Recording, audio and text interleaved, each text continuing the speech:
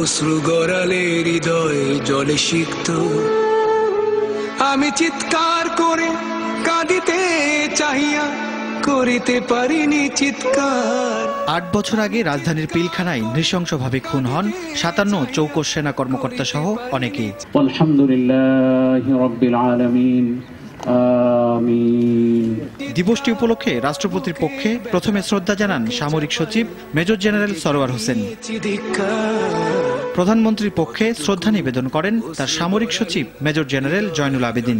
এরপর শ্রদ্ধা জানান স্বরাষ্ট্রমন্ত্রী, ৩ বাহিনীর প্রধান, বিজিবি মহাপরিচালক, জাতীয় পার্টির চেয়ারম্যান সহ বিভিন্ন রাজনৈতিক দল।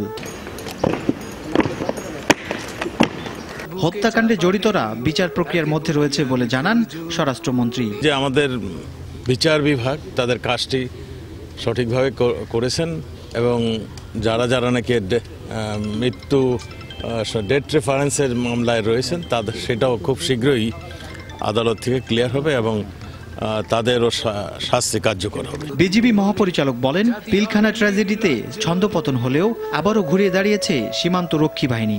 এদিকে পূর্ণাঙ্গ ঘটনা জাতির সামনে তুলে ধরতে শ্বেতপত্র প্রকাশের দাবি বিএনপির। বনানীর সামরিক কবরস্থানে বিডিআর বিদ্রোহে নিহত ৫৭ সেনা কর্মকর্তার কবরে জড়ো হন স্বজনরা।